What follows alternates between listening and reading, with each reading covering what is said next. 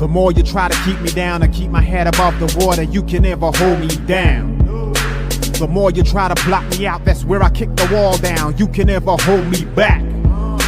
The more you try to put me out, the more I'll be blazing, it's too hot.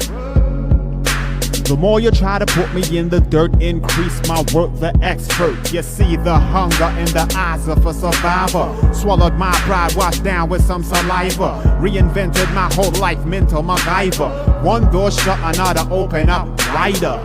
Listen, battle drums in the distance, moving with enough force like army tank pistons. Pray for the strength of Jah to fight resistance. Fight mode, shields up, moving with resilience. The strength of 1,000 lion and the strength of 1,000 giant. Please stay strong. Please stay strong. With the strength of 1,000 elephant and the strength of 1,000 tiger, we stay strong. We stay strong. Hi, everybody. Happy Thursday. I always want to say Tuesday. Happy Thursday. It is Cleach Campbell, a.k.a. Casey with Pinecase, the podcast where drug is your drug. I got to stop saying that shit. Where music is our drug of choice. You know what, Manny? Honestly, we've had so many, that's been the slogan since the beginning, and I've been trying to get away from it a little bit because I'm like, okay, Skylar's got that shit on lockdown. We need to do something different. You know, we highlight people that use their pine needle glands to keep other people out of pine boxes. Ceremonial and research purposes only. I've been coming up with all these ideas. I'm like, I don't fucking know. So tonight we're hanging out with the one and the only Manny Vitale. And I'm not going to say Manny Vitale because that ain't it either, is it? What's that? Manny Vitale. Yeah, man. Thank you for hanging out with us. My Fight or War, Music and Mayhem.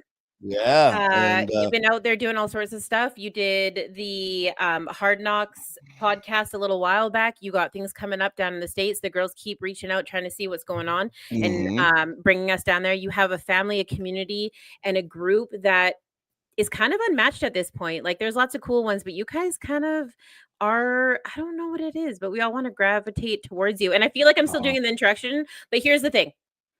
It is always an honor and a pleasure and an absolute wicked night for me when I seen you in the calendar. So thank you so much for hanging out. Oh man, it's my pleasure. I look forward to you and Calico are just amazing. The work and the dedication that you put into the shows are just second to none. I talk about you guys all the time. I've been very, very blessed to in the last 8 months, 9 months or so to start coming on a lot of different shows, and you're right there at the top, man. You guys are just, anytime I get a chance, I'm honored to come on your show. That is for damn sure.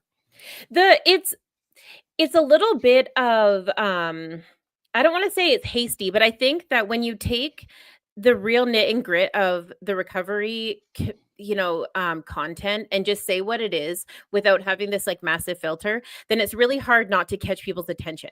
And I think, that's probably something that you and I have a lot in common with. We're like, you know what? You don't need to sugarcoat shit in order to get the point across. We don't need to sound super clinic to get the point across. It's okay just to say it, which is, it's not always easy to do. And it's probably the biggest step towards kicking stigma right in the teeth, right? It's like, we did it.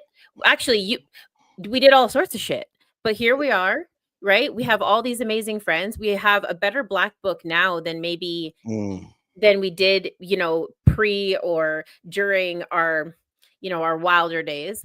And in return, we get to hang out with people who, maybe wouldn't talk about it otherwise. And I feel like that's maybe the biggest accomplishment, period, with any of this, is people being like, man, I was too scared to tell my loved one this, or I have these, these thoughts or these issues that I didn't know where to start with.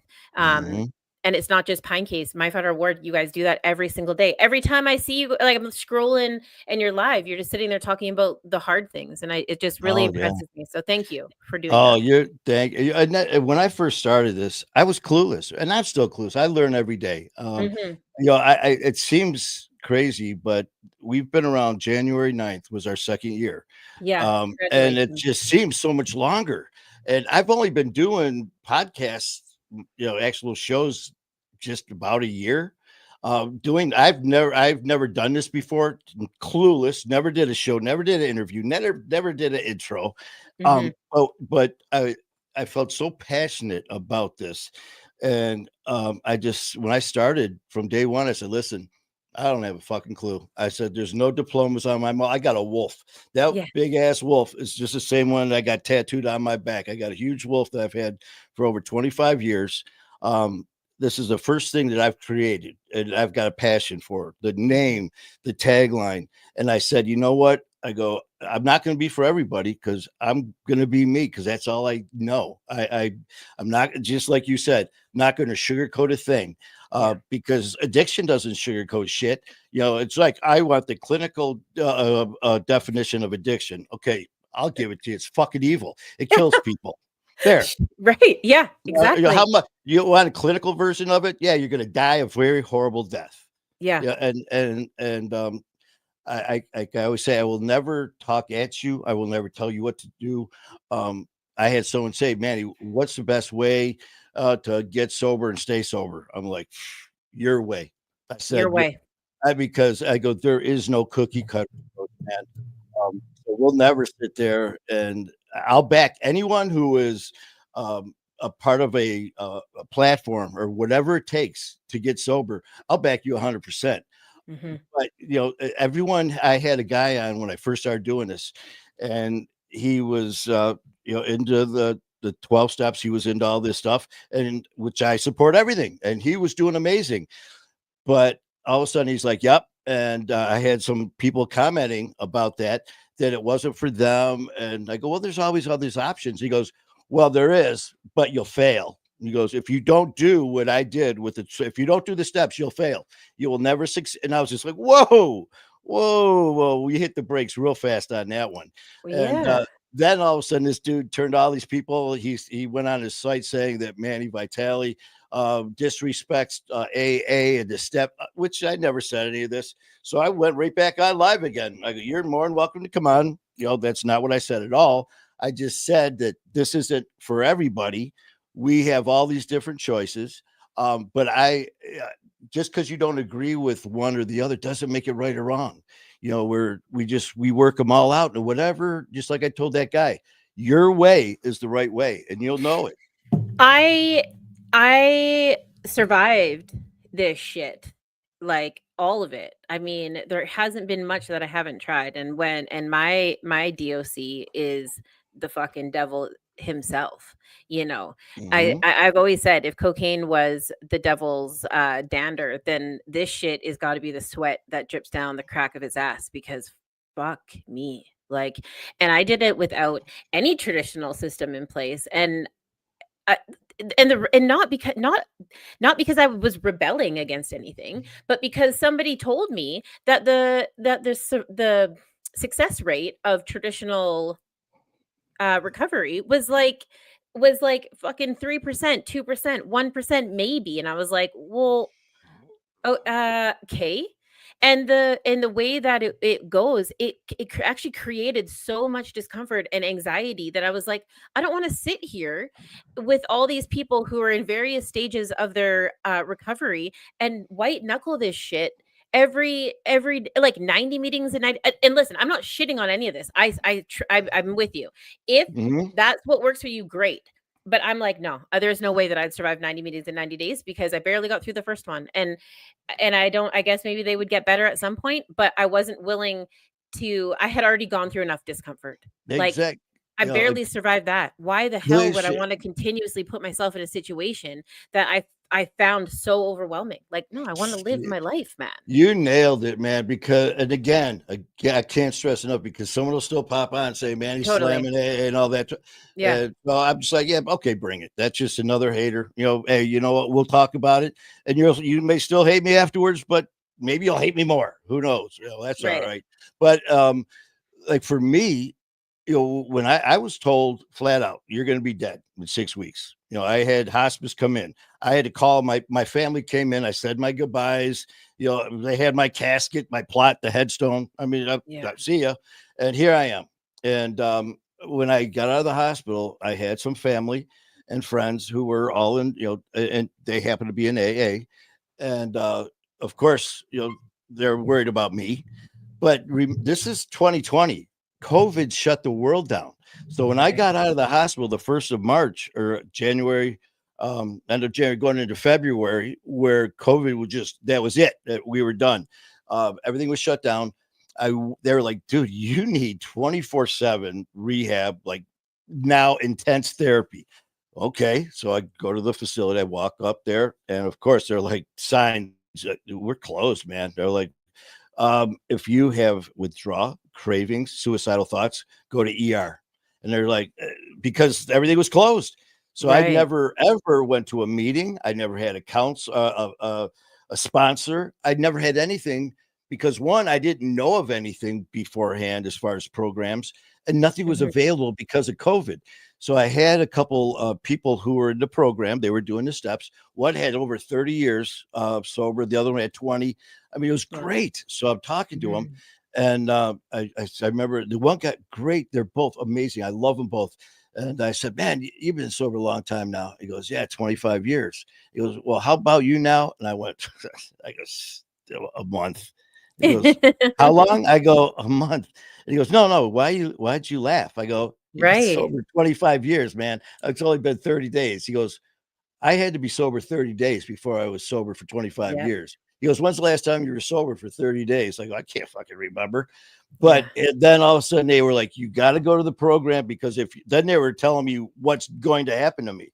If you don't, because you're going to start having cravings and withdrawals, you're going to have the shakes, you're going to start puking, you're going to all these things that are going to happen if you don't go to the meetings at least 4 to 5 times a week, or if not Right. 7, if you don't get a sponsor, if you don't call that sponsor at least once or twice a day, if you don't do this, don't do that." I'm sitting there going like this. I'm like, "Holy shit." I go, "You motherfuckers you make me want to have a drink right now." And I Yeah. said, "I really appreciate your passion towards what you're doing because it worked for them and it's still working Mhm. for them. But it wasn't for me." When I went into that atmosphere and sat down around everybody, and again, I'm not slamming it. I'm just describing the feelings that I had, why it wasn't for me. In case someone's sitting here and watching this now, I don't want anyone to feel guilty like I failed the system. No, you didn't fail anything. I walked in, sat down, and right off the bat, and everyone was very nice. I'm Mhm. sitting there, and all of a sudden, everything started. They say a prayer, and then all of a sudden, go around. People stand up. "I'm so and so. I'm an alcoholic. I'm a drug addict." And I was just like, oh, fuck this. And I Yeah. go, first of all, I go, and I was, fresh off the hospital bed. I don't have to explain myself to any of you. Fuck you guys, man. I don't have to justify who I am or what I did. Mhm. I have to get that right with me. So I Yeah. stood up and I go, "I'm Manny Vitale." And they're just like, I go, "I'm Manny Vitale." Yeah. And I sat back down, and the one guy goes, "Well, I go, "I'm what?" I go, "I'm fucked up. That's why I'm here." And I go, "I don't have to tell you that." I go, "Do you got to tell these people that?" I think they know. Yeah. Yeah. It's And why it, we're here. Yeah. yeah, that's why we're all here. But it was just a thing, like you just said about the added pressure. Yeah. So the whole thing is, it wasn't for me. But everyone else in there, they were so supportive of each other. And I brought people afterwards Mhm. to the meetings because it helped them. I drove them. I sat there and I'm friends with these people that are part of Totally. it and run but it just wasn't for me, you Yeah. know? No, I agree. I had up until my first meet okay, so I'd been to my mom told me that I needed to go to one meeting of all of the meetings just because how dare I go on the internet and talk recovery and not be able to, at least have experienced it. So I did the thing. But I'm gonna be honest. They're listening to somebody who was in the middle of basically downing out. Well, they were supposed to give this big commemorative speech thing. They were like the highlight of the night or whatever. I'm not really sure how that all goes. But anyways, so we had to listen to them for like 20, 5 to 20 minutes.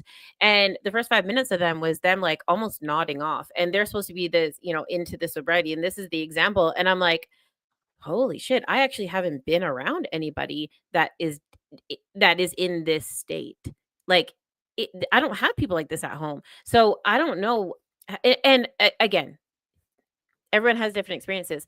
But I was like, I don't want to be put in a situation where I feel more vulnerable than what Yes. I am at my own home. Like if it's not safer and if it's not more productive, then it doesn't make sense for me to go backwards. And that's how it felt. I was like, yeah, I mean, I'm sorry. I hope you have the support you need, but I can't sit here and listen to this because it was just like, holy Jesus. I mean, now I'm in a different place. I'm in, I'm long term, that's really far behind me.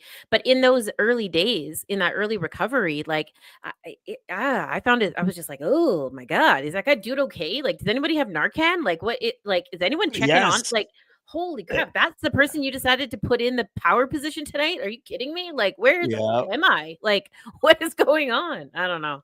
And It's that's just heavy, it man. too. And it's just like you said, you nailed that on every point, man. Just being a place where you want to be. Sitting, looking forward to going to this meeting instead of walking in there going, oh fuck, Yeah. right off the bat, that you're defeating the purpose. And like for me, I had people saying, well, you're just afraid to open up. I'm like, have you seen my shows? Yeah, I right, mean, exactly. I'm the first one. I rip myself up more than anybody does. I laugh at Right. myself constantly. I sit there and I share, but I do it because I want to do it, not because someone tells me you have to do this to be saved. You have to do this, or else if you don't do this, then you got to stay here. And again, not slamming anybody, but that's what works for me.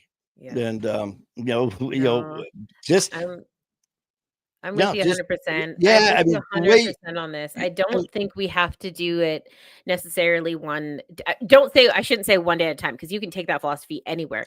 But I think that specifically, like, you don't necessarily need religion and anonymous, whatever one you attach to that. And shitty coffee. Like, you don't need those things to be successful. And I found most success in the like, okay, just emphasizing the things that I already was doing. Like, I don't want to add a whole bunch of new tools. What are the things that I'm Mhm. doing already? And how do I just make those take up more space? Like, okay, I'm already reading. Okay, so now I need to find bigger, better books to read. Here I go back to the big book. That's so funny. But you know what I mean? Okay, I'm already walking. So how do I make that more intense? How do I make that more of like a part of my success? Okay. And then, the horses, it was like, okay, that already makes me happy. So how do I make that more in my toolbox? What part of it is it about the horses that make me happy? How do I take those pieces and then add them to other parts of my life? Like, there is things that you can absolutely do with the things that you already have that will get you through that Yes. early stages of recovery, right? You don't have to have $1 million, and you certainly don't need AA or NA or CA or whatever. Exactly. And Yeah. that's just it. We have everything that we need. And I don't jump into, everyone knows I don't jump into religion and politics, but don't take it that, because everyone knows me that, I am Catholic and I'm very religious, but I don't push it on anybody. But for Right. me, I believe everything that I have, I was born with. I've already got it. Confidence, faith, strength, courage. It's there. Because sometimes every morning I still do it though. I'm like, God, please, thank you for opening my eyes today. Please bless me with the strength to carry on, the faith to believe it. Please open my eyes to see the direction you want me to go. Open my ears so I can hear your message. Open my heart, mind, and soul so I can take it in and live it and not just talk about it. And these are things that it's like, it's such a powerful tool, like you just said, that I have, that I don't need someone to throw stuff on top of what's working. Yeah. And you hit it right on the head with everything. I listen to everybody especially like with the podcast and all that. I listen to everyone's advice, but at the end of the day, I had people telling me how to do an interview, how to talk, what to say, what not to say, camera. And I was just like, you know what? I'm going to sit there. I'm going to listen to y'all because you guys have been doing this longer than me. But I had some people that were in the beginning, like doing a show, they were being recorded. They're like, cut, hold on, cut. I'm sorry, Manny, but you know what? Right here, instead of saying it this way, you need to say it with more passion. And I swear to God, Kalisha, this guy, who is an actor, by the way, and a Yeah. producer, I'm not going to mention any names because Okay. he meant well, But and of all people, OG before she became the admin was the guest that I was doing. It was being recorded, it wasn't live. And he Okay. goes, "All right, no, what you got to do is when you come in, right from the beginning, you got to come in with, I'm Manny Vitale from My Fight Our War." And I just went, I'm just there going, and then and I go, dude, if I do that, I'm gonna have to go outside and beat my own ass. There is Yeah. no, I go, first of all, I'm gonna be me, and Mhm. that's it. And it was just so funny, but you gotta just whatever works for you. Again, I will listen to all the advice in the world because I don't know it all. I know this Mhm. much when it comes to all this stuff. But at the end of the day, I'll make that decision. Right or wrong, I'll live with it. In the past, I let people, well, shit, I'm fucked up. I'm high, I'm drunk, and whatever. So you must be right because I gotta be wrong. Well, no, Yep. not anymore. Because now I own it. It doesn't own me. So now Yes. I make the decisions. Now I decide when I'm going to bed, not addiction. I decide when I'm going to get up, when I'm going to eat, when I'm going to, go out, where I'm going to go, where I'm not going to go. It's not addiction saying, "Oh no, man, you haven't slept for 4 days. You're in bed." You know what? Screw you. I'm getting up because it's like I said, I own it. Oh, I love that. You know what? Okay, so this morning I was having these thoughts where I'm like, oh, and this is maybe my mom brain, but I was thinking about how I could apply it to me because I'm like, okay, if you don't set your kid up for success with a proper schedule and then your kid acts out and you get mad, that's child abuse. Right? Because you started that shit. Like, if you put all the things into place, a good diet, a good sleep regimen, and some routine during the day, some fresh air, all that stuff. If you're doing all that and your kid's still shitty, okay, fine. But if you don't do those fundamental things for your kid and they act out and you get upset, that's your fault, right? So I'm thinking about this. Is my morning thought this morning. It was going through my mind. Like, and then I'm like, okay, but wait, if you don't set yourself up for success in the same way, if you don't drink enough water, if you don't eat the right foods, if you're not going to sleep Mhm. and if you're not getting some exercise and you're acting out and that's affecting you and the people around you, then that's abuse. It's like self-abuse. You're abusing yourself. Mhm. You're not doing the things that you need to be doing. And then you're wondering why the heck shit's not going right. Like we already know the fundamentals. They're thrown down our throats at a very young age. In Canada we have the Canada Food Guide. I don't know how correct it is anymore, but we know the basics, right? And even out of like trial and error, we figure the shit out. Okay, 4 hours of sleep ain't enough. I'm gonna need 8, whatever. And so if you're not doing those things for yourself, you're essentially you're it's abuse. It is absolutely abuse. So when you get out of addiction and you start applying these routines, like, and it takes a little bit to kind of get into them, but Mhm.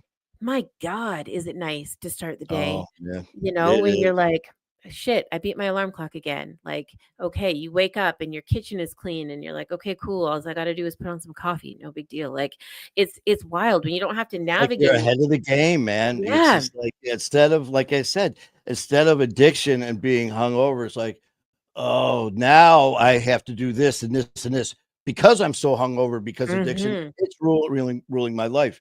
But at the same time, like for me, another thing I'll say is, you know, we could be our best friends or our own worst enemies, especially when it comes to our words, man.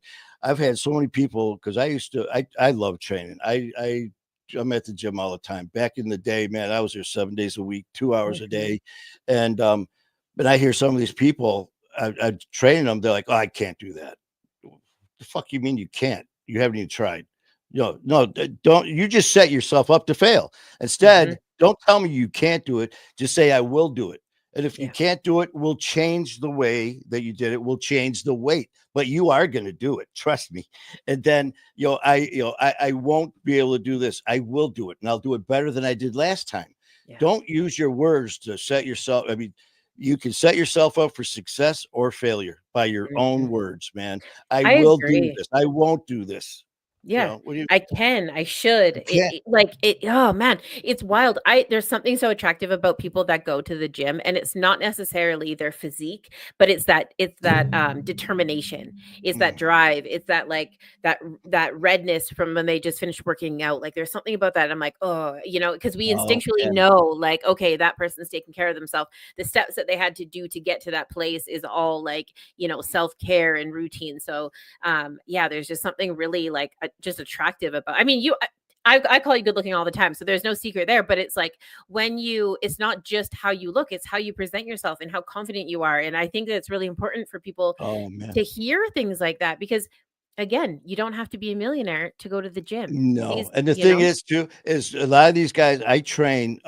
When I was training people, I tell them, the first week, week and a half, 2 weeks, they're loving me because it's Mhm. new. They're using these muscles. Some of them that have never trained before. And of course, I'd start them appropriately, and I'm doing all these things. And as we're going, I mean, they're coming in, and they're like, "Oh my god, my chest." I went to sit down, I couldn't sit. All these things, and I'm like, "We love you, we love you." I'm like, "Oh, just."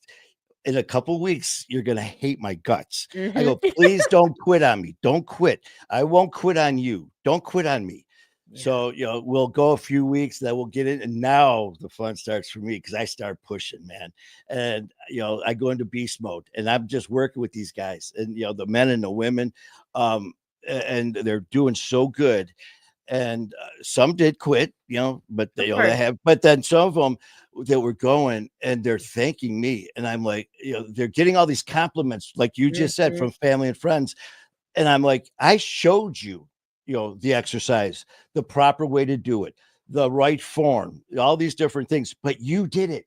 You moved the weight. The one, the diet, you did it. So be proud of yourself. Yeah, when you look in that mirror and you see that smile, it's Mhm. because you look great, but it's Yeah. because I just lifted that amount of weight and I never thought I could do it. Yeah. I spotted you, but you lifted it. And that's why I keep reinforcing because they kept thanking me. And I go, I didn't lift that for you. And then they're like, then you can see that they click. It's just like, then that's where the self-confidence comes in. And it's just like, I did do that. And they're walking a little taller and they Yeah. got that smile and that swagger. Because when people first walk into a gym, I've been training for 5 Wow. years. And I Yeah. remember where it first walked in, man, these big dudes, and I was just like, shit, it's intimidating. Yeah. And they're in there, everyone knows what they're doing. And here I am looking around, and I'll never forget this, man. This is back in the early 80s. I mean, steroids were raging. We had the Barbarian Brothers going, and I walked into this little hole in the wall gym that was very well known. And there was Mhm. this big monster, George the Greek. And I remember I'm sitting there watching people, and I'd watch what they do, and then they'd go walk away, and I'd go over there and I'd do it. And I was there religiously. I fell in love with Wow. it. And everyone told me, stay away from George because he will squash you. And I was like, don't got to tell me. All of a sudden, one day, I'm sitting there and I feel this slam on my neck and shoulder. I look and it's George the Greek. And I'm like, Okay. and he goes, the fuck you doing? I'm like, pissing on myself. Yeah. And he's like, he goes, I see what you're doing. He goes, you've been coming in here for the last couple of months. He goes, you're looking at these idiots doing what they're, and he's yelling at me. And I'm Oh, like, yeah. And he goes, be let here me show tomorrow, you. same time. He goes, he Mhm. goes, you're working out with me. Yeah. Didn't know me, but he saw me. He saw me. I was determined. He took me under his wing and trained me for years. And the guy Wow. was just a ball. I mean, a beast. But I started getting into it, and I started to get that feeling where, yeah, it was this pushing the amount of weight, then the physical difference, but then just physically, but emotionally, Mhm. mentally, spiritually. It's just like, Yeah. just that pride, that the discipline. So, yeah, I it's amazing. It is such a good feeling. I experienced this in a little bit of a different way. So for me, like, and I guess like, everyone can have these moments for for anything, right? It could be Mhm. cycling, it can be jogging. Jogging's free, walking's free. These things are free, right? Swimming, horseback riding, whatever, man. Go and do the things. Like it's like that small succession of goals. There's something Mhm. about that more so than the big goal. Okay, we got the big goal. It's gonna be a year down the road, whatever. It's like when you can line up a bunch of small goals and fucking knock those things down.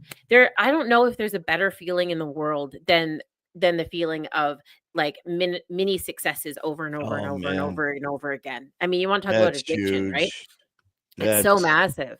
And that's it's and I love that feeling. All this, like, so I've been experiencing it because I've been setting myself up with these little tiny goals with the horses lately, and I'm like, okay, like this is what I'm going to do, and that's physically demanding. So you got to push yourself, and you fall and you got to get back up. But I think it's really important to really just to find something that you're interested in that genuinely Mhm. catches your heart, that has some sort of physical return, because we deserve that for ourselves. Yes, yes. And Don't the thing we? is with the goals too, is we all have to have goals. And and Hmm. and there's nothing better, especially when you're new in recovery, Yeah. is when all of a sudden it's just like, you set this goal and all of a sudden you accomplish it. Yeah. And it could be something like I got up before noon today. It's just Totally. like, but you know what? You did it. And Yeah. tomorrow I'm going to get up at quarter to 12 and you do it. Sounds silly to somebody, but you did it. What I tell people too, man, some people jump in and they're unrealistic, man. I'll get them into the gym when I was training people, and I'd have people coming in and I'd get their history. And I'm like, okay, well, what are you looking for? What are your what are your goals for? What do you want to get out of this? Some people wanted to do bodybuilding, some wanted to do powerlifting, some wanted to do fitness shows, whatever it was. And I remember I had these two girls, and I'd always tell them at the end, I'm like, look around the gym, for the guys and girls, pick out a guy and a girl that you like their physique, and all Hmm. that you would like to look like. And a good friend of mine, Linda, who was amazing, she was in shows all the time. Little dynamo, man. And these two girls, they were young, and they look and they go, oh, her over there. I'm like, damn good choice, man. I know Linda like 20 years, man. She does Yeah. shows and this. She goes, she's amazing. And then the one goes, we're going on a cruise in a month. Can we look like that in a month? I'm like, No. no, she's been training for 20 years. And then I've had people come in and they set these goals that are so unrealistic. They Yeah. want to do this crazy goal, which the goal itself is kind of insane. But then if it's something that takes, let's say, a year, well, I want to do it in 2 weeks. What? It's like, What? don't set yourself up for failure. I mean, that's just going to put you so far back. Set goals, like you said, set realistic goals. You said something really interesting there, which was like, so you got this goal, you're going on a cruise ship and you want to look Mhm. a certain way. Okay, fine. But why not just like, why can't the goal just be to be healthier? And then when things like cruise ships and shit come up, you've like set yourself up to go into that feeling great. And I think that's Exactly. right. Like that's kind Mhm. of, we were talking about early recovery at the beginning. It's like that's how I've gone into this for myself. Like the goal is not to stay sober or clean or whatever word you want to throw in there. It's like to live a good life where I am Mhm. stable enough to make good choices. Fuck the drugs or the alcohol. That's like that will go away if the goal is to just be happy and fucking healthy. Then Yes. it's like a no-brainer. Like, you know what I mean? When your mental health is stable, then these things don't seem so attractive anymore. You know what I mean? Exactly, man. That's just like with some of the shows I do that I, I mean, you know me. I half the time, unless I have a guest on, when I have a guest on, it's all about them and their Yeah. story. But Hmm. 90% of the time, if it's just me going live or whoever, it's a free for all, man. We're Right. Yeah, talking yeah, yeah. about, my brother dying in my arms 1 minute. And then the next minute, we're talking about someone who's constipated, taking stool softeners. The next minute, we're talking about, being at this, my first experience in an AA meeting was I was so freaking hammered. Me and a bunch of buddies. This was back in our drinking crazy days. We were all out. We were supposed to go to a hall party. We Hmm. found the hall and we had cases and cases of beer, boxes of liquor. And my one buddy owned an adult entertainment company. So we had like 4 or 5 strippers with us that we were bringing to the party. Love strippers. Well, we walked in and I was like, okay, here's the hall. Here it is. And I hear all these people, and all of a sudden we go busting through the door. And it's like, we see all these people. We're like, hey, what's up, man? And also, I can see a bar area set up. So we're walking over, and I can hear all this commotion, but we're drunk and high, all this shit. I think it's a party. It was a freaking AA meeting. We went in the wrong hall. We went No into a way. AA meeting with cases of beer, boxes of liquor, and strippers. You're like, sorry, I, guys. oh, we walked in, and then I'm sitting there putting the bottles down on the bar because I saw a bar.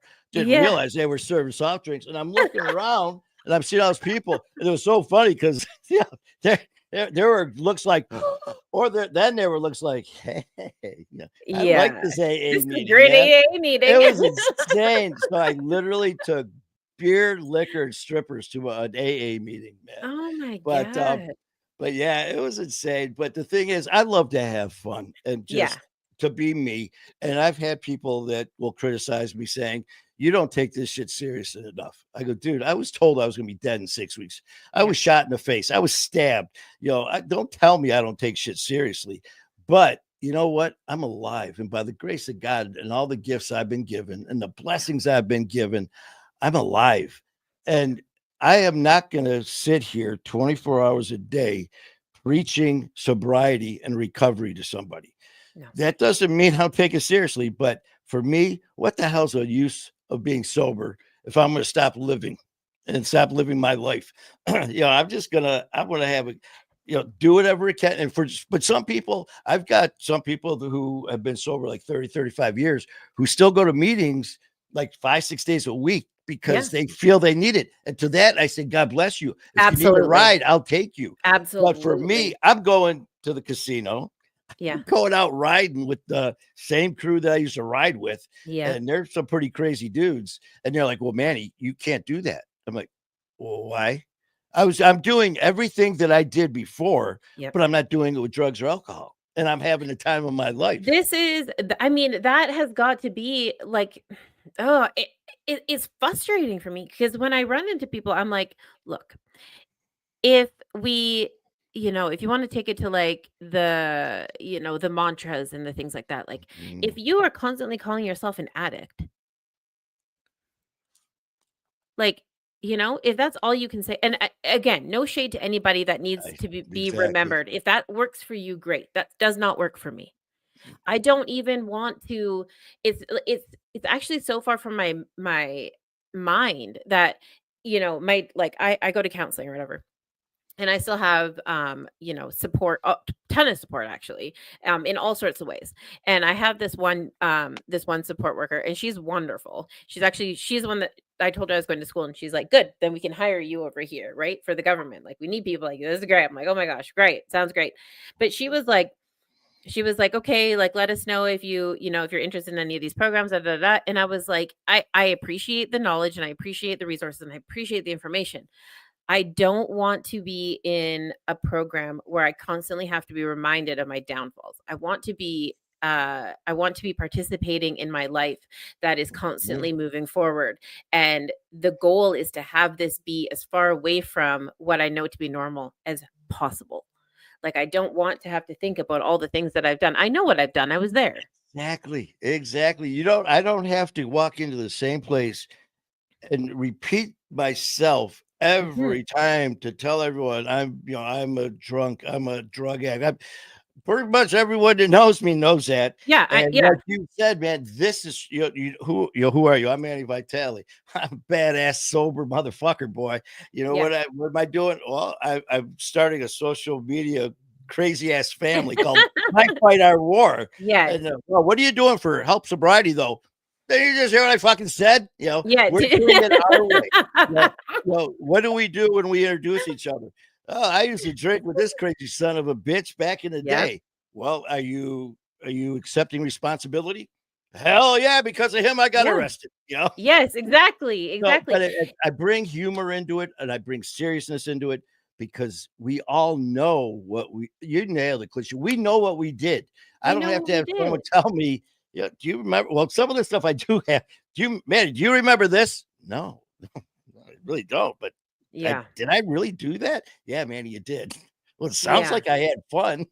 Right. And that's the other part of it is like, why does I refuse to acknowledge, okay, I pledge allegiance, right? I pledge allegiance.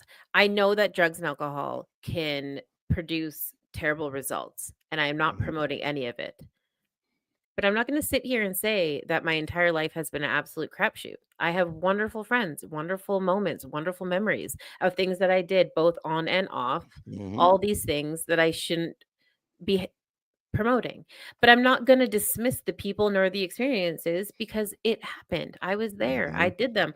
And not all of them were terribly horrible. I mean, some of the things that resulted, some of the friendships and some of the lessons that came from this shit, I'm not going to sit here and say that I regret. I don't regret them. Oh man. Do I know now to make better choices? Yeah. Oh, of course. I fucking, we got that part sorted out.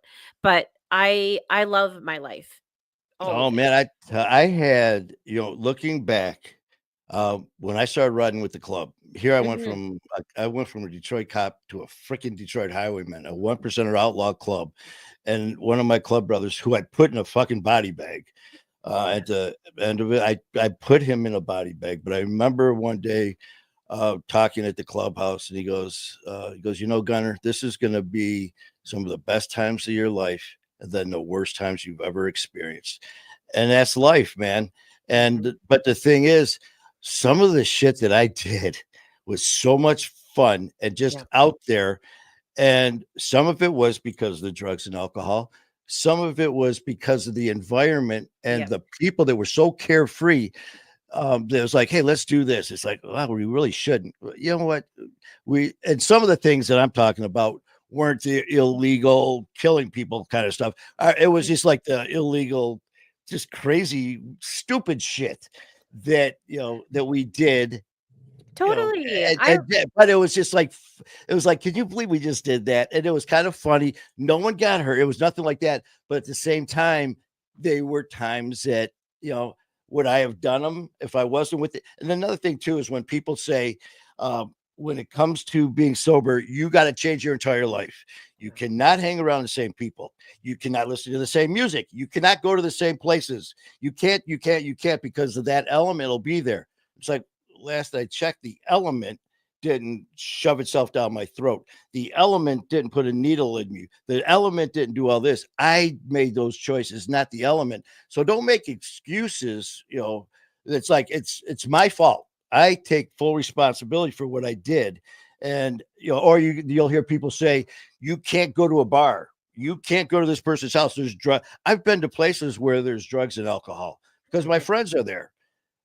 Do I condone it? No, no. Hey, they're adults. They know where I stand and they respect that. But I So still go. I advocated for myself actually on this exact thing. So when I originally was dealing with, like, a PO and all that kind of stuff, and when it was back when I was dealing with the court system, and they're like wanted to put all these restrictions on my life, and that was one of them. They're like, you can't go to a bar, you can't do this, you can't do that. And I was just like, whoa, wait a second. First of all, nowhere in any of that shit does it say that I've ever had a DUI or had a disorderly conduct because of alcohol or any Mhm. shit like that. So why would you limit the one thing that's fucking legal for, like, Yeah. that wasn't me. Like, those aren't my problems. The other thing is, like, those are places of possible employment. Like, those are possible, like, you guys are limiting the possibilities that I could have. Like, how am I supposed to find employment if, one, I'm gonna have a criminal record out of this shit?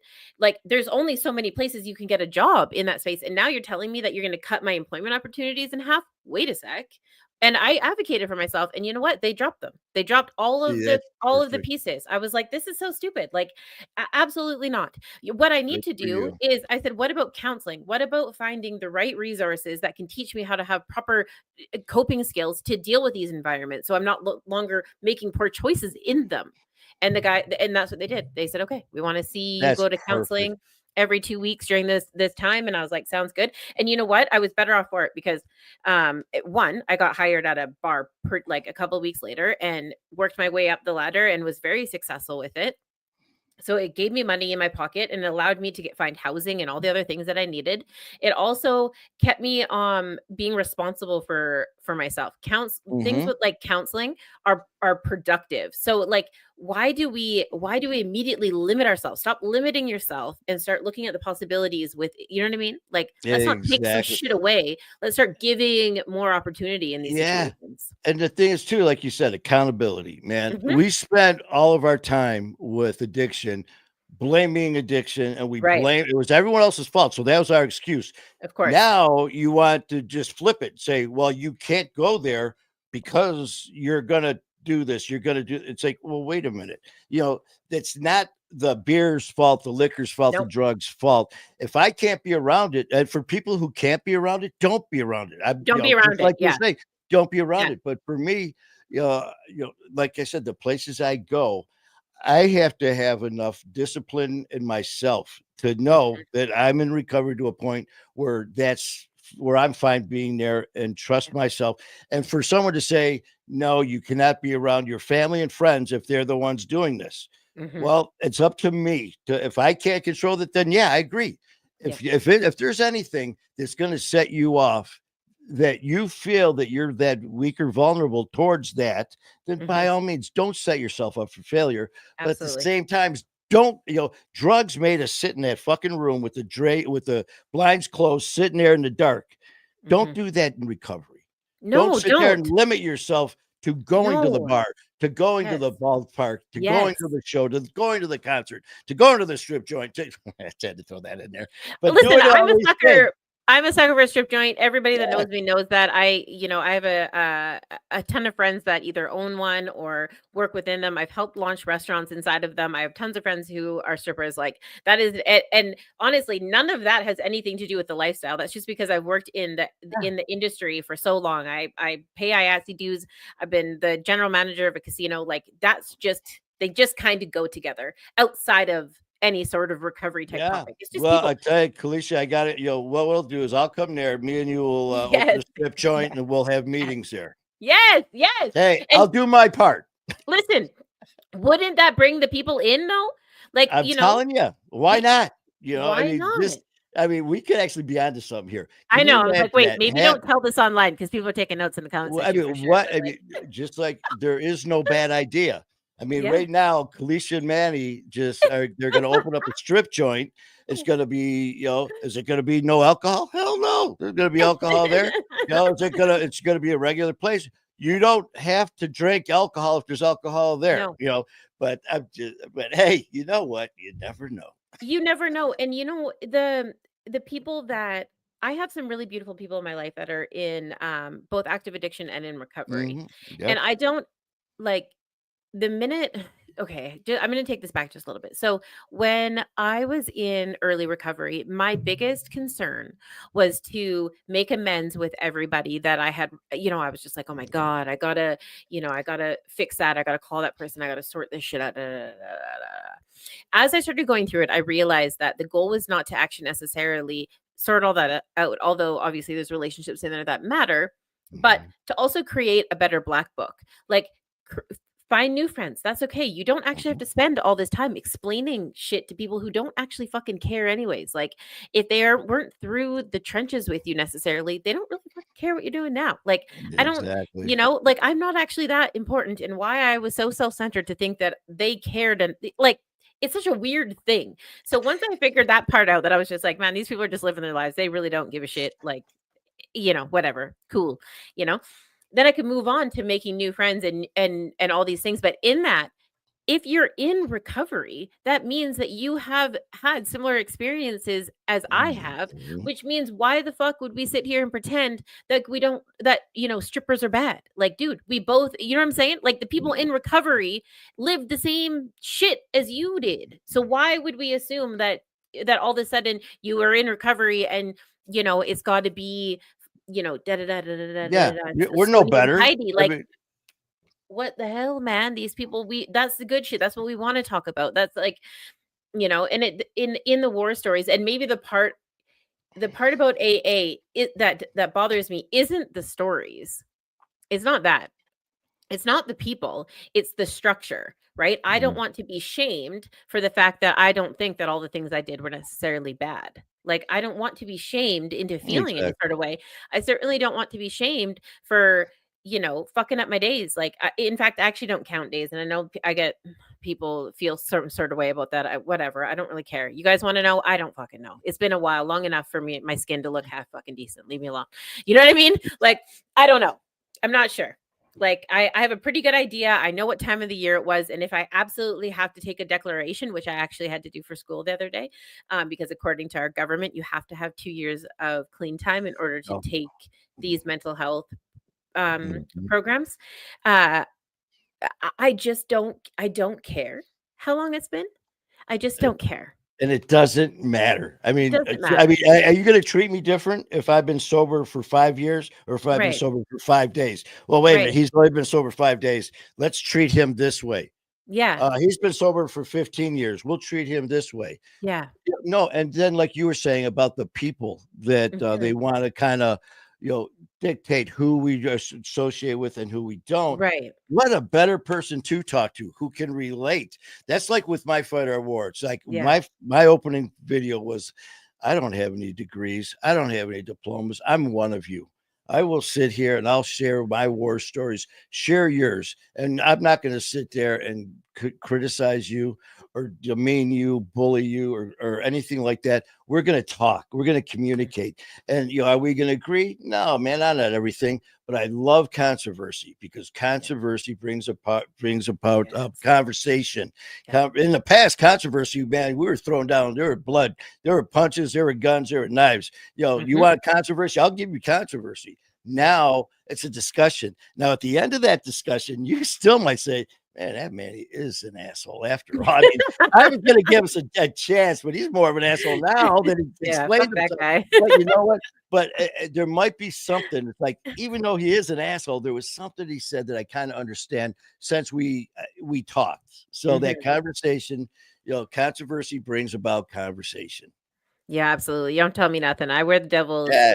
hat all the time, like all the time. I had this really cool French teacher. I don't know a lick of French, but he taught me some cool shit, and debate was actually one of them. And he was like, "You if you're brave enough to pretend to be wrong, you'll always learn something." So if everyone is agreeing in this Oh, damn. space, yeah, right? Like all you have to Yeah. do is just disagree. And one, you'll learn a lot about the people you're sitting with, but two, you'll actually like get them thinking, which in turn you get to think, and then you get to grow from I that. love that. And it was the greatest advice that I ever got in my whole time through grade school. Yeah, shout out to Mr. Dodd, grade 8 French teacher, amazing. He absolutely like it stuck with me. And so a lot of the times, even on the show last night, I was like, it's not that I wasn't agreeing, but I was just like, everybody, if we all sit here and say the same shit, then we're not going to learn anything. Mm, And I don't necessarily have to I don't know. It's not that I don't want to agree with people, because I'm kind and I go with the flow. I'm pretty chill. But at the same time, like not everyone's way is gonna work. And I guess maybe that's no. exactly it, is like, there is definitely something between short-term and long-term recovery. I think those Yes. things are maybe a good identifiable when we're talking about recovery. So there's things, Mhm. in short-term recovery that I focused on. Consistency was definitely one of them. Mhm. Now that I'm in long-term recovery, consistency is not necessarily what I'm focused on. Growth is what I'm focused on. Okay, now I got the fundamentals in place. I got the structure in place, which I needed consistency to create. But now that I got my structure, how do I grow from that? And that's where the little bit of the controversy comes from, because without a little bit of controversy, you Yes. can't make that happen. It doesn't happen. You just stay kind of where you were. So I think it's extremely important to question shit, to Yeah. to poke around a little bit, to like ruffle people's feathers a little bit. It's gotten me through life. So Oh, definitely. And that, you know what? Thinking about what I just said, mhm, about how, what are you going to treat me different for 5 years, etc. right. You know what? Now I'm not going to treat. So if I see two people, one's 5 years, one's 15, one's 50, I'm going to Mhm, treat all three of them the same. But right. for me, if I'm in a situation where there's someone like, if I'm, what I would do, like you just said, early recovery, early Yeah. sobriety compared to later on, I would do things differently, Mhm, myself, but I'm not going to treat anyone else differently. Like we were just talking about, well, so we're going to treat you this way because you can yeah. handle it. Well, you know what? We don't know what they can handle. They're the only ones who know what they can handle. But yeah, so but all that is just spot on. And you're gonna sit here and, I mean, hell, the name of my show is not My Fight Our War for nothing. It's not, Exactly. I'm gonna blow sunshine and smoke up your ass. So if Right. you're gonna come on the show and say, well, man, yeah, I know you agree with me. Oh, really? No, the fuck I don't. No, It's like, exactly. no, and here's why. I don't feel the same way you feel about this, Yeah. but now we're having this now he's telling me why I should. I'm telling him why I don't. and we're kind of finding some middle ground. Mm-hmm. So it's like something will come out of it. But no, I'm right with you, man. It'd be the boringest show if we just sat here. Kalisha, what do you think about this? Don't you think I'm right? Oh yeah. Manny, do you think I'm right? Oh yeah. Yeah, yeah. According to yeah, I don't know. And the other part of it too is like we talk about stigma a lot over here, Mm, and it's because I think that stigma keeps people sick. I think mm, that stigma keeps people from asking for help. I know that it definitely, absolutely kept me in in a shitty place longer, because I was like, okay, if I am honest, and as a parent, it's a little bit different, because if you're honest about your poor choices and you don't fix them without relapse, then they'll take your kids, right? And so there really isn't room for error in that. So I was, in my yeah. mind, I was like, I'm gonna fucking nail this shit. One go, let's go, no problems. I put all the pieces in place. I was just like, okay, and I just fucking went for it, because I was like, if I fail and everybody knows, I'm gone. There goes my job. There goes my kid. There goes my all this shit. It's gone, right? It's gone. And so, but that was only because of stigma. That was only because I was scared of what other people thought or what other people were capable of doing in my life. And I was like, the minute that these people understood that it's okay to fail in this, or that it's okay to be sweaty, or it's okay to, like, to take that 72 hour, whatever, whatever part of that, 2 weeks, Yes. 28 days, whatever that looks like, it's okay, because at the other end of it is going to be the goods. Like, if I had a Mhm. had that, then I wouldn't have held on in secrecy for so long. And so I think it's just super, super important to have these discussions that aren't always the same, so that, people can be like, okay, fuck, yeah, no, wait, okay, there is somebody else out there like me, that thinks like me, that acts like me. This doesn't have to look or Yes. be a certain way. Okay. You know what I mean? At least there's somebody out there that, like, can still talks about the crazy parts of their, active addiction or whatever. Like, that's still gangster. Yeah, it's still fucking gangster, dude. You got Yeah. here. Are you kidding me? Like, I mean, I read my police report. That shit was fucking wild. I can't believe half the shit they said, That's until, you know what I some of mean? the And then I shit. went back Yeah. and I was just like, yeah, I guess maybe some of that's true. Like, how Oh, long I are you just guys kind of sit watching me back and for? you're Like, like, what the fuck? yeah, just like, hey, did you hear that? Yeah, I did that. Yeah, I did Yeah, that. right. The Like, thing is, I'm too, not. like, and the stigma, man, is like in fact, I think I had this conversation with last time where you talk to some people and you'll hear them in this conversation and you'll talk about addiction. And I'm pretty sure it was us. It was this woman that was talking about, and she would say the word addiction, but we were talking. She would go, "Yeah, they're dealing from addiction," and she got Yes. quiet. Yeah. And I was just, and I kind of let her have it. I was just like, because it was her son and her Hmm. daughter-in-law. He was having issues with drinking. She was having an issue with heroin, and then Right. she goes, but we don't want to talk about it. Oh. So you're doing just the opposite. So you're shaming your own kids and Hmm. you're not talking about it. For me, I want addiction to be talked about just like cancer, diabetes, Yeah. MS. It needs to be talked about the same way without, embarrassment. You Yeah. know, addiction is not fucking taboo.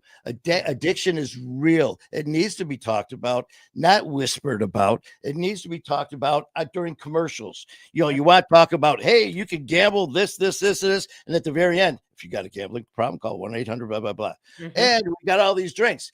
And remember, drink Hmm. responsibly. Hmm. It's just like whatever it is. But addiction Yeah. has got to be what I always preach, man. I ask people by the time I go, do you know what is addiction to you? And people will tell me, oh, it's this, it's powerful, blah, blah, blah.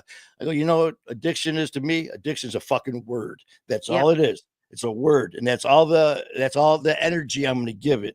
Because Hmm. people say addiction is so much power, it's strength, it's evil, it's this, it's the controlling. I go, you are giving addiction so much credit, clout, and power over you that you're doomed to fail. And but yeah, Even just you saying it sounds like such a big I was just like, holy shit, wait a second. Like, that sounds crazy. Like, that sounds so overwhelming. Even just the way that you're saying it, I'm like, I don't want any, I don't, no. Like, again, like, it just doesn't need to be a part of the vocabulary. Can you acknowledge it? Absolutely. Acknowledge it. But do I want to acknowledge. carry that shit with me all, like, wake up, have a coffee? Okay, today I don't want to start my day like that. It doesn't even really cross my mind until maybe not even really with Pinecase stuff, because we touch such a wide variety of, Yeah. like, the warm line, unfortunately has been busy lately, and a lot of that stuff is more like like suicide based. Mm. And so, although I guess drugs kind of have a place in there, it's really the housing crisis and people trying to like navigate that is maybe talked about even. So I don't even really know, like, it's just not something that I lead with, and I don't think that it necessarily needs to be a part of people's journey. Like, okay, you have your thing, acknowledge it, figure out what the system is that you want to put in place, and exercise that, and hang Exactly. out with people that you can tolerate. Don't stomach people just because they're in recovery. You don't owe anybody that part of you. Like, you don't have to be. If you want to have people around, cool. If you don't, you know what I mean? Cool. If you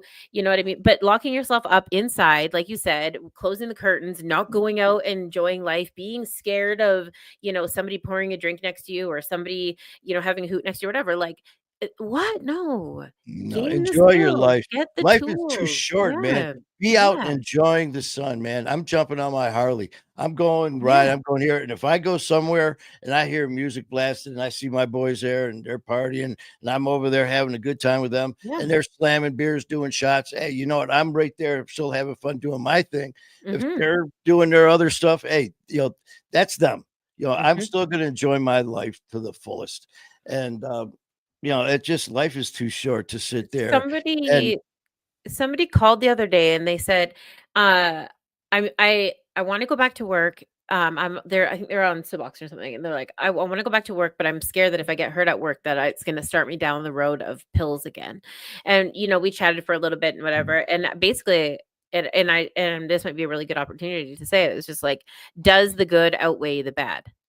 Like, mm, just having employment and having that feel good feeling and paying your bills and getting back in the fucking saddle, like, does that shit outweigh the off chance that something might happen? Like, yeah, hands down. yeah, Hands down.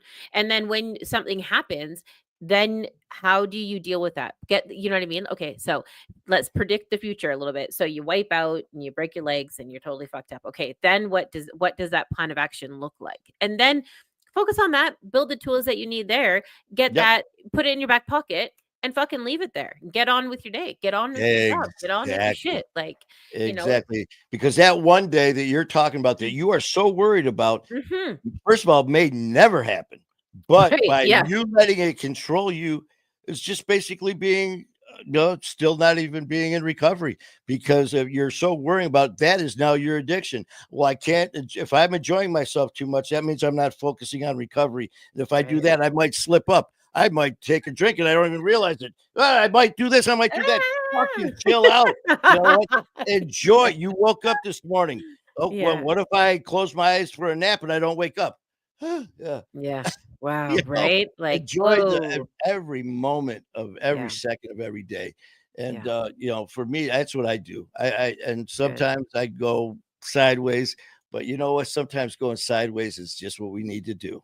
And, I I need to cut loose once in a while. I can't I be have to. yeah, it can't be that serious. And I guess like music will always do that for me. And I Mhm. and I preach it over here because it's accessible. But the reality is there's so many cool things that we can do that don't necessarily feel like a tool, right? They don't feel like a Yeah. like, oh, whatever. And like, yeah, so I don't know. I'm so excited. I'm glad that we talked about the gym a little bit, because I think, what Oh, yeah. advice do you have for people who are thinking about maybe kind of sort of starting out at the gym?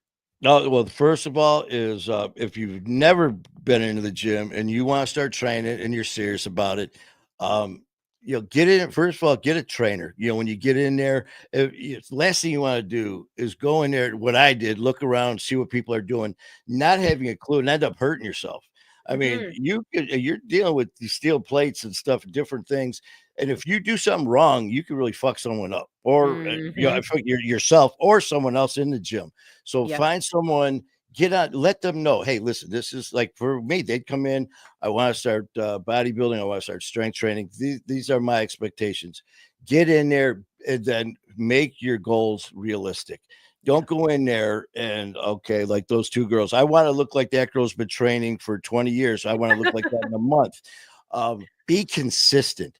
Don't go in there and work out. I see people in there that will come in and they're on their cell phone while they're on the treadmill and they're walking slower than I walk backwards, man. And they're just like, oh yeah, I'm at the gym training, and then they'll Selfie. sit down. Oh yeah, they'll sit down on the bench and they'll grab a weight while they're on the Ah, phone still, and they're whoa, talking, that drive me and it's nuts. just like So if you're gonna get in there, it's take that time that you're there and devote it to it.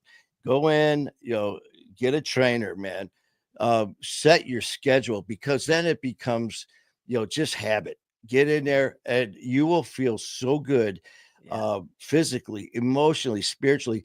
Um, it will take places. Once you start getting to that dark place, man, go. There's no better thing than slamming weights around. You Hmm. start feeling down about yourself, and you go in there and you do a positive activity. Or if you happen to lift more this time than you did last time, but yet you were having these terrible bad thoughts about how you're failing as a person, these little victories are all you need to succeed in life. Yeah. And that's why my biggest thing is, don't set yourself up for failure. Don't walk into a gym and look at someone and say, oh, I can never look like that. Why not? Yeah, you could. No, you can't, but you're going to look better than them. And that's just it. There you go. The small goals, The like the small small goals, goals, man. the small goals, and give yourself the credit when you hit those goals. Whether it's, Oh, I don't know how much water. I'm pretty sure 8 glasses seems like, I don't think that number is correct. I always thought that was such a weird goal to have, like a weird thing. Like yeah. drink 8 glasses of water. I don't know. Figure out what works for you. It doesn't have to be Eh, that serious, but yes. achieve it, man. Achieve those little things and give yourself the little kickback that you need and that you deserve because And be fuck, proud of it, man. Be yeah. proud. Look in the mirror, and when you look in the mirror, if you get that where you look, because how many times, man, you look in that mirror back in our heyday, you look in the mirror and you're like, oh God, you look like death. And because we did, it's like, oh, I look like shit. I look terrible. Oh my, Yeah. look how terrible I look. Well, now when you walk by, when you glance in that mirror and you kind of smile and say, damn, I look good. Yeah. It's okay, man. If you say it, you'll feel it. And Yeah. if you feel it, you'll believe it. And that's what we do, man. Yeah, yeah, it is. Yes, it is. It's so funny. It doesn't have to be that complicated. And I think that's the beauty of this No, conversation is that it very much is just the little things, and that little bit of of just self-recognition goes such a long way, right? It's just just a be little bit of real, love. man. Be Just real. don't worry about don't watch all these other shows and worry about what they look like. Don't worry about what they're saying. Oh, I can't do what they're doing. They're doing it this way. You know what? That's fine. Listen to their advice. Try it. If you Mhm. don't like it, try something else. Yeah. But be you. Yeah. Don't try to be something that you're not. Yeah. I agree with you 100%. On that note, love it. Honestly, I think that it needed to be said. It was time. It was time to have a show where people really got to hear exactly what the fundamentals were. Everyone is Oh expecting us yeah. to roll out with this, like, this guide. And I've been pondering about it. And I'm like, okay, what are the principles of Pinecase? What are Mm. the things that I really want to promote? What does that look like? And I was really struggling with it a little bit because I'm like, okay, I never used traditional recovery tools to get to this place. So what do you do? Do we sell it as like a lifestyle? Like, how do we get to Mhm. this place? But ultimately, if you set yourself up for success by doing these little tiny things and then give yourself the recognition and don't let the goal necessarily be recovery or sobriety, but happiness and stability, Happiness. the rest is Yes. history. That's it. That's it. Wonderful. Well, thank you so much for hanging out with me tonight, Manny. Oh, man. We're getting you back in the calendar. You, Skylar, myself, and Calico, we need to do a My Fight Our War. I guess it would be Music and Mayhem mashup with Pinecase. We've been talking Yes. about like a little, the four of us kicking it. I think, Yes. it's been Definitely. requested. It's we gotta make it happen sooner than later. Yeah. The other That would thing, be great. yeah, totally. And yeah, I know every time I get you to this place, I'm like, before we leave, I'm gonna talk him into doing a show with me. But I honestly think that there with Men's Mental Health Month coming up, I would really like to be able to get a panel show with some really interesting people to come and talk about the successes that they're having and not necessarily where they've come from. And I think that you're always such a great candidate in my mind for that. I super appreciate everything that you bring, the experiences, your knowledge, your lust and zest for life, I think is just admirable. And we appreciate you. So you guys can go ahead and keep, I guess, marking the calendars maybe, because we definitely will do a Music and Mayhem Pinecase Let's mashup. do it. Let's Yeah. do it. I mean, I can't wait. It would be. I'm all for it. I definitely. Let's make it happen. Yeah. Let's make it happen. It's so funny because people are like, wait, are these the same show? Like, what's going on here? I'm like, no. Nope. There's so much cool shit happening in this world. Like, there's there's so much cool shit. It is not the same show. You and Skylar Ray hang out. You guys talk about what's happening on the daily in Mhm. pop culture, in your lives, in your day, and it's Music and Mayhem because you guys are very much those two things, if I'm correct. Oh yeah, he's definitely the music, and I'm definitely mayhem, and you get them together, and we're going to talk about it all, man. We'll talk about the music industry and the shows and the concerts and the crowds and the fun and the events and everything that goes along with it, and we're going to talk about all the chaos and the craziness in the world that's also part of it. But we're not going to sit there. There you guys are, Yeah, right there there. you go. Yeah, and so, There you but I go. can't wait, man. I look forward to this, and let me know. We'll promote the crap out of it. Yeah, I definitely think we need to hang out. We, Calico, we almost talked her into hanging out with us tonight, but Mhm. she's got her beautiful baby, so Oh. we don't have to pressure her too hard. But we'll get it in the calendar so we can all hang out. And then research and ceremonial purposes only. I haven't had a chance to really roll it out yet. It's been on the back of my mind. It was originally going to be called The Manual, which I thought was such a great name for a show. And it was, I'm like, I'm going to do a panel show with a bunch of guys, and we're just going to sit here and hash out some mental health, because guys, I love you so much, but you really don't take, I don't know if we just don't have the resources that are advertised properly towards you guys, but we need to have a show where the dudes can just hash some shit out. Like, and I'm here for you. And I think that I'm absolutely 100% the right bitch to do it. So, Oh. yeah. And Well, so I tell that, you, I want you. You know me, man. I mean, as soon as the last time I was like, you're like, damn. I wish I didn't give him my number, because I was like, let's go live, let's go live, let's go live. Because it's like spur of the moment, man. It's like, Kalisha's like, fuck, why did I give him my number? Yeah. that's not it. Okay. So here's what actually happened with that. I honestly was in my mind, I was like, we really could just go live all the time. Like, I really could just hang out with you. And I was like, man, I should really steal him for another show, like you and Skylar kind of did, because I love you like that. Like, there's no question. And then reality kind of set in for me that weekend, because what people don't know is, in my personal life, I have 6 kids and 6 horses, right? And that particular weekend was Oh, it was crazy. I was like, okay, hold on. We got babies out here. Like, I need to actually like be able to have a little bit of a schedule that I can commit to properly and give it like the full energy that it absolutely deserves. But I almost think that that might be one of my biggest fucking downfalls, because then I put too much shit into it. I'm like, it doesn't even have to be that serious. Like, just throw your phone on.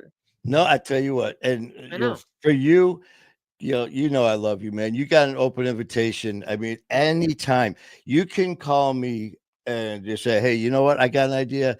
I just Yes. go live for like 10 minutes. 10 minutes. I'm good for doing that, man. Just, hey, what's going on? It's fucking raining. Let's go live. Okay. hey, this dude just walked by and crazy as hell. Hey, you want to chit chat about some crazy shit for a few minutes? And then next thing you know, and it's not about anything except two people who get along, who like each other, who are just having a conversation. When I have the shows, it's like, I want you guys to be, if we're sitting outside by a bonfire and all chatting, there's times I'll look over in the comments and I'll be trying to read them, and OG's going through them, and I'm like, what I go, I don't get it. She goes, they're not talking to you. No, they're like, talking to them. They're talking to each other. And I go, I love it. That's what I want. So yeah, Kalisha, man, I tell you what, anytime you want, I will go live with you anytime. Okay, I appreciate that. Well, then, You yeah, got it. now I have no excuse. Everybody's like chilling, like, okay, listen. Sure. Yeah, absolutely.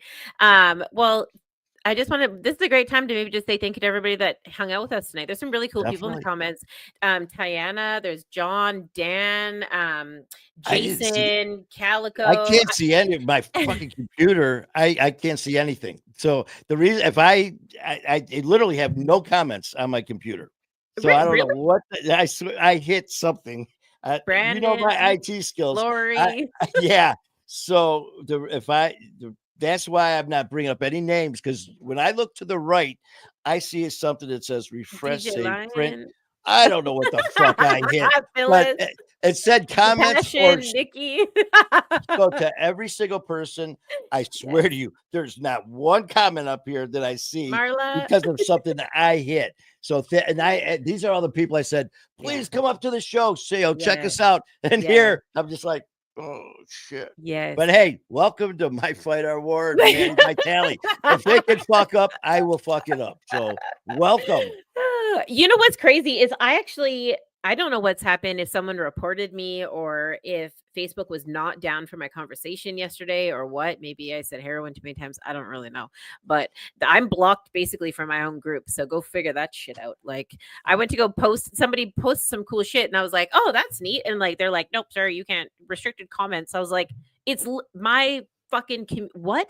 Like I built that. Like I own that name. Like I own, what the fuck is going on here? Like Facebook, like get it together, man. Yeah, it was crazy. Story, guys. I'm in Facebook jail for my own community. Or from our community, I should say. It's everybody's, but yeah, I was just like, this is wild. Like, can you block an admin from their own shit? I don't know. I guess so. If it can happen, we can do it. I know, right? Like leave it to us. That's wild. All right, darling. Well, I was gonna say I won't take up any more of your time, but I'm absolutely gonna take up more of your time in the future because please, I love you, man. You and Calico, I swear to God, you guys. Every time I see you, I always try to pop on, and I it's not just bullshit blowing smoke up your ass. I tell everybody, please check out Kalisha and Calico. Are top notch what they do. The time, the effort, the care that they put into this show is not for fucking just for views and comments and to check numbers, what they get. Kalisha and Kat, they're doing this because they care and it's real.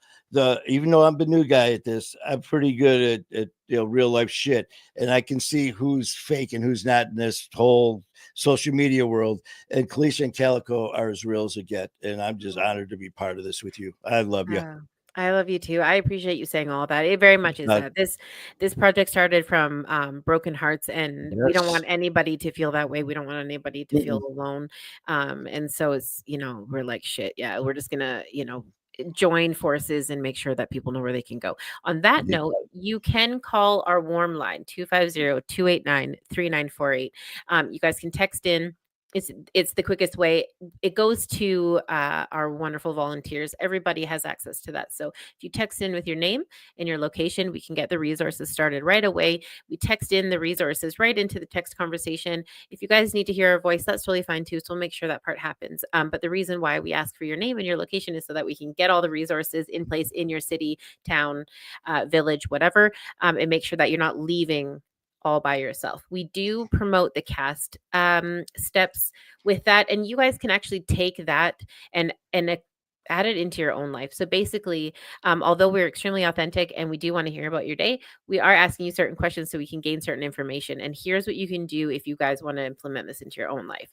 Start a conversation after you've noticed or recognized a situation to be a little bit out of the sorts, right? So whether you run up on somebody in the street or you have somebody in your personal life, you start a conversation, you uncover the concern, and that's really easy, right? We just ask, hey, what's going on? It's not a big deal. Probe at possibilities.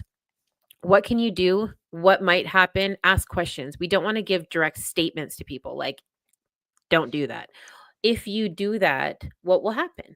And leave it a little bit open-ended because that'll create some sort of dialogue. Not everybody that you think needs help necessarily wants to be part of the conversation. And just have that. So probing possibilities and outcomes, that's definitely the heart of the conversation. Is what we use at Pinecase in the warm line. And then you can go over results. Now, this part is not really the important part. The important part is touching base. Once you have reached out to somebody and started a conversation with somebody because you want to participate in some sort of warm line activity, crisis line, hotline, whatever you want to call it, please follow up with that person the next day. That's it, right? The conversation is over. The next day has come. Just check in. That's it. With that being said, that is what we use. I want you guys to know that because I think it's really important. You guys can all partake in some sort of community outreach. It doesn't cost anything. And quite frankly, it's a big deal because, man, even I have shitty fucking days. So, Definitely. yeah. And if you guys are looking for the US and Canada line, it is hashtag or pound 988. That is the suicide prevention line that everybody can use. It's free. It's run 24/7. That's the big crisis line. And again, this is the same thing. They'll connect you with services in your community.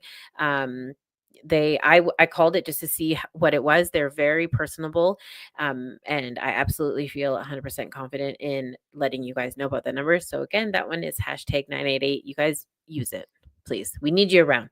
Definitely. Take care of each other, love each other, support each other. And on that note, we'll see you next Tuesday. Sounds great. Love you, honey. Thank you so much. Love you too. We stay strong. The further you take my rights away, I'ma run to it, refuse to hear my voice. Speak loud when I spit it, but you don't get it. You just wanna be a side critic. See somebody else showing hate in the side of the road with it. Now how would you feel standing on the sideline and watch the color of a nation deteriorate over time? The flag real high but compassion 6 feet below. Now you're searching for that justice that decided to never show. Deny my place, I'm back with a trace. Keep up the pace, tight lace, game face. Get back in the race. Whatever they did could never be undone. Every dark night ends with the rising of the sun. Squandered every wealth that's built from the mud. Squandered every wealth that's built from the blood. Squandered every wealth that's built in chains. Stolen from the ancestors, running through my veins. With the strength of 1,000 lion and the strength of 1,000 giant, we stay strong. We stay strong. With the strength of 1,000 elephant and the strength of 1,000 tiger, we stay strong. We stay strong. We stay strong. I can see, run to the light at the end of the tunnel winner. We stay strong. I can't breathe, we're gonna get oxygen without the justice system. We stay strong. And I know, gotta keep my head together. We stay strong. Don't doubt me, please don't doubt me. We stay strong. Tell me how can we be strong if we still shooting? Tell me how can we be strong if we still looting? Tell me how can we be strong if we still hating? Please tell me now, please.